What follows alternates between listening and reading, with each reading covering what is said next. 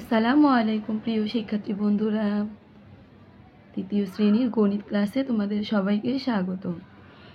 তোমাদের যে নতুন বইটি রয়েছে তারই পৃষ্ঠা 89 এর অঙ্কগুলো আজকে সমাধান করব। তোমরা যারা এখনও চ্যানেলটি সাবস্ক্রাইব করোনি, নতুন নতুন ভিডিওগুলো পাওয়ার জন্য এখনই চ্যানেলটি সাবস্ক্রাইব করে রাখো। সাবস্ক্রাইব না করলে আমার দেওয়া একটি ভিডিও তোমাদের কাছে পৌঁছবে না। তোমাদের বইয়ের প্রত্যেকটি ভিডিও সবার আগে আমার ইউটিউব চ্যানেলে আপলোড করা হচ্ছে, তাহলে চ্যানেলটি সাবস্ক্রাইব করে পাশে থেকো। 1 নম্বর অঙ্কে কি বলেছে দেখো, সঠিক উত্তরের পাশে টিক চিহ্ন দিই। এই যে অঙ্কগুলো রয়েছে এই অঙ্কগুলোর সঠিক উত্তরটির উপরে আমাদের টিক চিহ্ন দিতে বলেছে। 1 নম্বর অঙ্কে বলেছে নাহি 30টি আম পেড়ে 10টি রেখে বাকি আমগুলো 5 জন বন্ধুর মধ্যে সমানভাবে ভাগ করে দিল। প্রত্যেক বন্ধু কয়টি করে আম পেল? প্রত্যেক বলতে একজন বন্ধু কয়টি আম পেল এটি বের করতে হবে। তাহলে নাই 30টি আম পেরে 10টি কী করেছে রেখে দিয়েছে, তাহলে আমাদের কি করতে হবে 30 থেকে 10 বিয়োগ করতে হবে। 30 থেকে 10 বিয়োগ করলে আমরা 20টি আম পাবো। এখন দেখো এই 20টি আমকে 5 জন বন্ধুর মধ্যে সমানভাবে ভাগ করে দিতে বলেছে। ভাগ লেখা থাকলে অঙ্কটি কী হবে, ভাগ হবে। তাহলে 20কে 5 দ্বারা আমাদের ভাগ করতে হবে। দেখো 20কে 5 দ্বারা ভাগ করে আমরা 4 পেয়েছি, 5 4 কি 20, 4 পেয়েছি। তাহলে একজন বন্ধু কয়টি করে আম পেয়েছে? 4টি করে আম পেয়েছে। 4-এর উপরে আমরা কি করেছি, একটি টিক চিহ্ন দিয়ে দিয়েছি। এখন দেখো 2 নম্বর অঙ্কে কি বলেছে, তুমি বাবার কাছ থেকে 150 টাকা ও মায়ের কাছ থেকে 60 টাকা নিয়ে 3 জন বন্ধুকে খাতা ও কলম কেনার জন্য সমানভাবে ভাগ করে দিলে। প্রত্যেক বন্ধু কত টাকা করে পেল? প্রত্যেক বলতে একজন বন্ধু কত টাকা পেল এটা বের করতে বলেছে।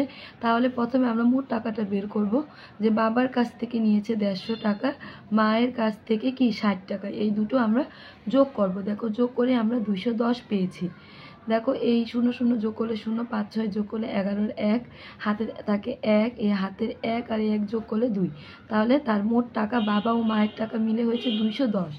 এই 210 টাকা তিনি 3 জন বন্ধুকে খাতা ও কলম কেনার জন্য সমানভাবে ভাগ করে দিয়েছে। ভাগ লেখা থাকলে অঙ্কটি ভাগ হবে, তাহলে 210কে আমাদের 3 দ্বারা ভাগ করতে হবে।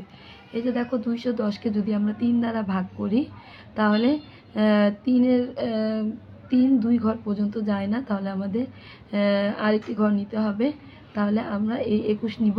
তাহলে 3কে 7 দ্বারা ভাগ করলে আমরা 21 পাই। দেখো 21 আর 21 মিলে গেলে 0। এই শূন্যটিকে আমাদের নিচে নিয়ে আসার জন্য এখানে একটি শূন্য ব্যবহার করতে হবে। এরপরে দেখো 2 0 0 মিলে গেলে 0। তাহলে আমরা পেলাম কত, 70। আমরা এখন দেখবো 70 কোথায় আছে। দেখো এই যে আমরা গতে 70 পেয়েছি, তাহলে এই 70-এর উপরে আমরা একটি টিক চিহ্ন দিব। আমাদের 2 নম্বরের অঙ্কের উত্তর হচ্ছে গ। এখন 3 নম্বর অঙ্কে কি বলেছে, একটি পেন্সিলের দাম 20 টাকা ও একটি খাতার দাম 30 টাকা। একটি খাতার দাম কত, 30 টাকা। 3টি পেন্সিলের ও একটি খাতার দাম কত? আমাদের 3টি পেন্সিল ও একটি খাতার দাম বের করতে বলেছে। তাহলে একটি পেন্সিলের দাম 20 টাকা হলে 3টি পেন্সিলের দাম কত এটি আগে আমরা বের করব। একটি খাতার দাম তো দেওয়াই আছে, কিন্তু 3টি পেন্সিলের দাম কিন্তু দেওয়া নেই। একটি খাতার দাম 30 টাকা দেওয়া আছে। এখন 3টি পেন্সিলের দামটা আমরা আগে বের করব। তাহলে একটি পেন্সিলের দাম যদি 20 টাকা হয়, তাহলে 3টি পেন্সিলের দাম আমরা গুণ করব, 20-এর সঙ্গে 3কে গুণ করব। তাহলে 3 0 0, 3 দিয়ে 2কে গুণ করলে 60। আমরা 3টি পেন্সিলের দাম পেয়েছি 60 টাকা। এখন একটি বইয়ের দাম কত, একটি খাতার দাম হচ্ছে 30 টাকা। এখন এই পেন্সিল ও খাতার দাম যোগ করব, আমরা 60 আর 30কে যোগ করব, 0 0 আর 6 আর 3-এ যোগ করলে 9। তাহলে এই 3টি পেন্সিলের দাম ও একটি খাতার দাম যোগ করে আমরা 90 পেয়েছি। তাহলে আমরা দেখব 90 কোথায় আছে। এই যে ঘ নাম্বারে রয়েছে 90, আমাদের সঠিক উত্তরটি হবে এই ঘ নাম্বার। এরপরে 4 নাম্বারে কি বলেছে দেখো, 1 ডজন ডিমের দাম 120 টাকা হলে 4টি ডিমের দাম কত? তাহলে 1 ডজন ডিমের দাম যদি 120 টাকা হয়, 4টি ডিমের দাম হবে 40 টাকা। তাহলে আমরা এই গ নাম্বারে টিক চিহ্ন দিয়ে দিব। এরপরে দেখো 5 নাম্বার অঙ্কে কি বলেছে, 6টি গাছের প্রতিটি থেকে 8টি করে আম পেড়ে 4 জনের মধ্যে সমানভাবে ভাগ করে দিলে প্রত্যেক বলতে একজন কয়টি করে আম পাবে? সমস্যাটি সমাধানের জন্য নিচের কোনটি সঠিক? প্রথমে আমাদের 6টি গাছে মোট কতটি আম আছে এটা বের করতে হবে। তাহলে আমরা প্রথমে 6কে 8 দ্বারা গুণ করব, এরপরে আমরা যে 8 দ্বারা গুণ করব, এরপরে 4 দ্বারা ভাগ করব। তাহলে আমাদের সঠিক উত্তরটি হবে, দেখো এই 6 গুণ 8 ভাগ 4। তাহলে এই ঘ নাম্বার অঙ্কটি হবে সঠিক। আমরা এর উপরে টিক চিহ্ন দিয়ে দিব। এছাড়া আমরা এই ক নাম্বার উত্তরটিও সঠিক দিতে পারি। দেখো 8 গুণ 6 ভাগ 4। তাহলে আমরা সঠিক দিব হচ্ছে, আমরা এটি সঠিক দিব, 8 গুণ 6 ভাগ 4। এরপরে দেখো কি বলেছে, রাইসা তার 5 বন্ধুকে 4টি করে চকলেট ভাগ করে দিয়ে 2টি নিজের জন্য রাখলো। তার কাছে কয়টি চকলেট ছিল তা নির্ণয়ের জন্য নিচের কোনটি সঠিক? রাইসা তার 5 বন্ধুকে 4টি করে চকলেট ভাগ করে দিয়েছে। তাহলে আমাদের প্রথম কি করতে হবে, যে রাইসা তার 5টি বন্ধুকে কতটি চকলেট ভাগ করে দিয়েছে। প্রথমে আমাদের 5কে 4 দ্বারা গুণ করতে হবে, গুণ করে আমাদের কি করতে হবে, 2 যোগ করতে হবে। তাহলে রাইসার কাছে মোট কতটি চকলেট আছে এটা বের হয়ে যাবে। তাহলে আমরা 5 গুণ 4 যোগ 2, 5 গুণ 4 যোগ 2। তাহলে আমরা এই খ নাম্বার অঙ্কটি সঠিক। প্রথমে আমরা তার কাছে মোট আম আছে বের করার জন্য 5কে 4 দ্বারা গুণ করব, এরপরে 2কে গুণফলের সঙ্গে যোগ করব। তাহলে আমাদের তার কাছে মোট কতটি আম আছে এটা বের হয়ে যাবে। আমরা খতে কি করব, একটি টিক চিহ্ন দিয়ে দিব।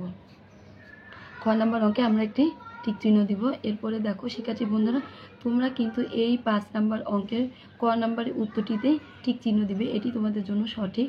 প্রথমে আমরা বড় সংখ্যাটি আগে রেখেই গুণ করব। তাহলে আমরা কি করলাম, 1 থেকে 6 পর্যন্ত অঙ্কগুলো সমাধান করলাম। এখন আমরা 2 নাম্বার অঙ্কে চলে যাব। দেখো 2 নাম্বার অঙ্কে প্রথমে কি বলেছে, একটি পেন্সিলের দাম 20 টাকা ও 5টি খাতার দাম 150 টাকা। 5টি পেন্সিল ও 5টি খাতা কিনতে কত টাকা লাগবে? দেখো এখানে 5টি খাতার দামটি কিন্তু দেওয়াই আছে 150 টাকা, 5টি খাতার দাম দেওয়া আছে, কিন্তু 5টি পেন্সিলের দাম কিন্তু দেওয়া নেই, শুধু একটি পেন্সিলের দাম দেওয়া আছে। তাহলে আগে আমরা 5টি পেন্সিলের দাম বের করব। 5টি পেন্সিলের দাম বের করতে হলে আমাদের এই 20-এর সঙ্গে 5কে গুণ করতে হবে, তাহলে আমাদের 5টি পেন্সিলের দাম বের হয়ে যাবে। তাহলে আসলে কীভাবে অঙ্কটি করা যায়, দেখো প্রথমে আমরা 2 নম্বর অঙ্কটি করার জন্য সমাধান চিহ্ন লিখে দিব। এরপরে একটি পেন্সিলের দাম 20 টাকা, সুতরাং 5টি পেন্সিলের দাম 20কে 5 দ্বারা গুণ করব, তাহলে আমরা 100 পাবো। দেখো 5কে 0 দ্বারা গুণ করলে 0, 5কে 2 দ্বারা গুণ করলে 10, এই আমরা 100 টাকা পেয়ে যাব। এখন আমাদের কি করতে বলেছে, 5টি পেন্সিল ও একটি খাতা কিনতে কত লাগবে এটা বের করতে বলেছে। দেখো 5টি পেন্সিল ও 5টি খাতা কিনতে কত লাগবে, তাহলে 5টি পেন্সিলের দাম পেয়েছি আমরা কত, 100 টাকা, আর 5টি খাতার দাম পেয়েছি কত, 150 টাকা। এই দুটো যোগ করলে আমাদের কত টাকা লাগবে এটা বের হয়ে যাবে। দেখো একটি খাতার দাম 150 টাকা, সুতরাং 5টি পেন্সিল ও একটি খাতা কিনতে লাগবে এই 100 এই যোগ 50, তাহলে কত হবে, দেখো 100 যোগ 150, তাহলে হবে 250 টাকা। উত্তর 250 টাকা। এখন আমরা 3 নম্বর অঙ্কটি সমাধান করব। দেখো 3 নম্বর অঙ্কে কি বলেছে, একটি বই ও 3টি কলমের মূল্য একত্রে 95 টাকা। একটি কলমের মূল্য 20 টাকা, একটি বইয়ের মূল্য কত? দেখো এখানে একটি বই ও 3টি কলমের মূল্য একত্রে দেওয়া আছে, অর্থাৎ এখানে 4টি জিনিসের দাম দেওয়া আছে 95 টাকা। এখন আমাদের একটি কলমের মূল্য 20 টাকা দেওয়াই আছে, কিন্তু একটি বইয়ের মূল্য কত এটা কিন্তু দেওয়া নেই। এখন আমরা বের করব একটি বইয়ের মূল্য কত। তাহলে আমাদের কি করতে হবে, আগে 3টি কলমের মূল্য আলাদা করলে আমাদের একটি বইয়ের মূল্য কত বের হয়ে যাবে। তাহলে আগে আমরা কি করব, তিনটি কলমের মূল্য আলাদা করব। তাহলে আমরা অঙ্কটি এভাবে লিখব, দেখো একটি কলমের মূল্য 20 টাকা, তিনটি কলমের মূল্য 20 গুণ 30 টাকা। তাহলে আমরা কত পেয়েছি? তিনটি কলমের মূল্য পেয়েছি 60 টাকা। এখন একটি বই ও তিনটি কলমের মূল্য একত্রে কত? 95 টাকা। তাহলে এই তিনটি কলমের মূল্য যদি আমরা এই 95 টাকা থেকে আলাদা করে নিই, তাহলে এই তিনটি কলমের মূল্য যদি আমরা এখান থেকে সরিয়ে নিই, তাহলে কিন্তু শুধু একটি বইয়ের দামটাই থাকবে। তাহলে আমরা লিখব তিনটি কলমের মূল্য 60 টাকা। তাহলে 5 আর 0 বিয়োগ করলে 5, 9 থেকে 6 বিয়োগ করলে 3। তাহলে আমরা কত পেয়েছি? একটি বইয়ের মূল্য 35 টাকা। এখন আমরা লিখব একটি বইয়ের মূল্য 35 টাকা, উত্তর 35 টাকা। 4 নম্বর অঙ্কে বলেছে একটি তাকে 42টি বই রাখা যায়, এরূপ দুইটি তাক ভর্তি কতটি বই আছে? তাহলে একটি তাকে যদি 42টি বই থাকে, দুইটি তাকে বেশি বই থাকবে না? তাহলে এই দুইটি তাকে বই আমাদের বের করতে হলে 42-এর সঙ্গে 2কে আমরা গুণ করব।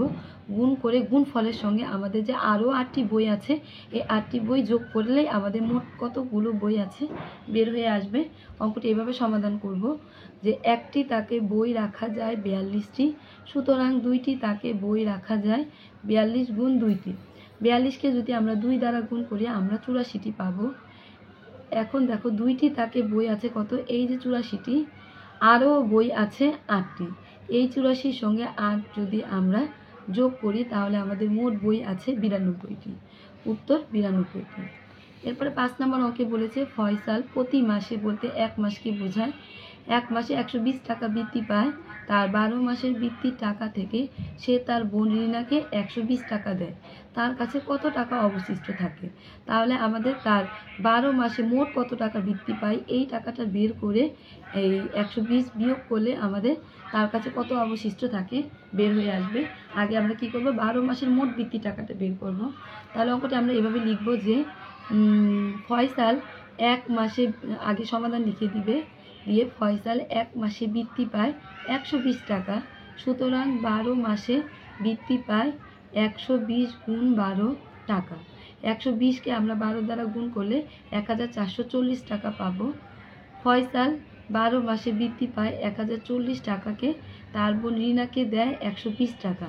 এই 1040-এর থেকে 120 কি হবে? বাদ পড়ে যাবে। বাদ পড়লে দেখো কমে যাবে। 0 0 বিয়োগ করলে 0, 4 থেকে 2 বিয়োগ করলে 2, 4 থেকে 1 বিয়োগ করলে 3, আর 1 1।